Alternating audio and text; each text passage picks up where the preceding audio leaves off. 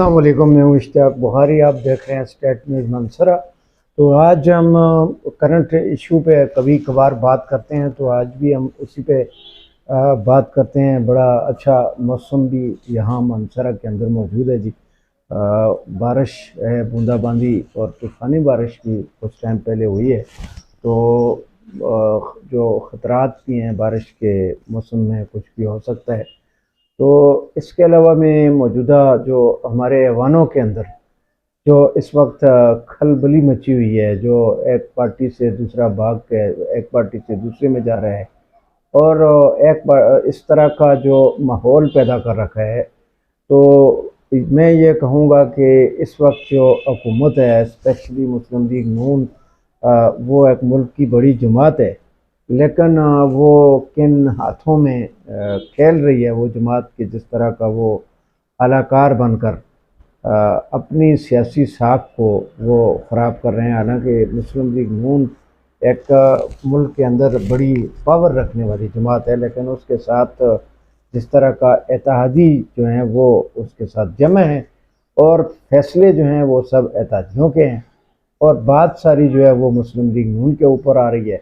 तो ये इंतकाम की जो सियासत है कि अगर तहरीक इंसाफ के दौर में कुछ लोगों को अरेस्ट किया गया, उनके ऊपर मुकदमात बनाए गए, वो सच साबित हुए या झूठ साबित हुए, तो उनसे उस रवायत को ख़त्म करना था। पीपल्स पार्टी के दौर में नून लीग के ऊपर मुकदमात बने, नून लीग के दौर में पीपल पार्टी के ऊपर मुकदमात बने, फिर तहरीक इंसाफ ने भी वही तसलसल आगे जारी रखा, लोगों के ऊपर जो है मुकदमात बनते रहे।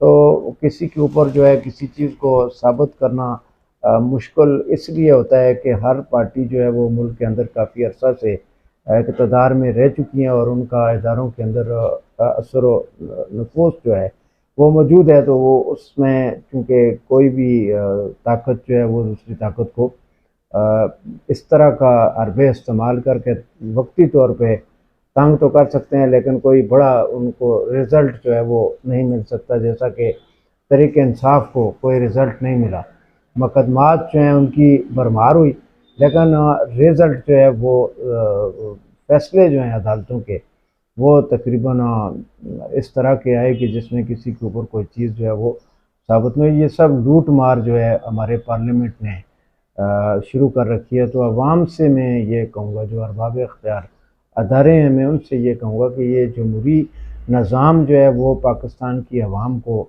किसी भी सूरत में बारा नहीं खाता।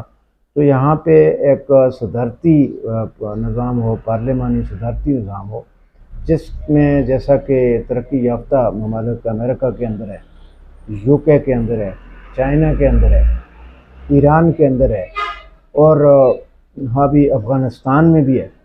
तो ये सब जो निज़ाम है, इसमें वज़ीरों की बड़ी फ़ौज, MPs, MNA, ये सब जो है कौमी ख़जाने पे बोझ हैं, और इस बोझ को गरीब अवाम अब उठाने की पोजीशन में नहीं है। तो वही इदारे जो इस वक्त सपोर्ट कर रहे हैं, मतलब किसी एक पार्टी को या दूसरी को या तीसरी को, तो उन्हीं इदारों से मतलब ये हमसे ज़्यादा बेहतर वो समझते हैं कि अवाम के लिए कौन सा निज़ाम हुकूमत बेहतर है।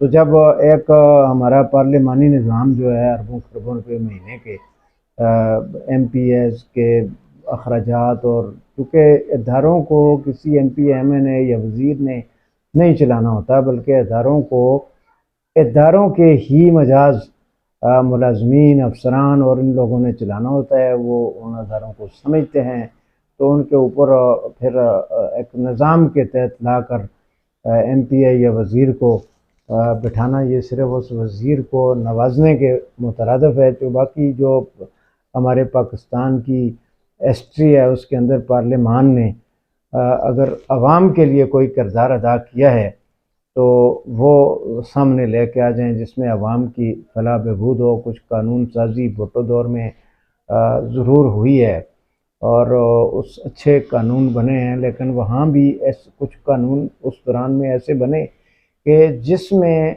मतलब अपने लोगों को नवाजा गया, और उसके लिए बिला मकसद कुछ फैसले ऐसे हुए, ऐसे अदारे बना दिए गए कि जिनका हकीकत में कोई किरदार अभी तक देखने में नहीं आया। तो महकमा सेहत है तो उसके साथ पॉपुलेशन वेलफेयर बना दिया गया, महकमा ज़राअत है तो उसके साथ दीगर अदारे बना दिए गए, महकमा जंगलात है तो साथ वाइल्ड लाइफ बना दिया गया।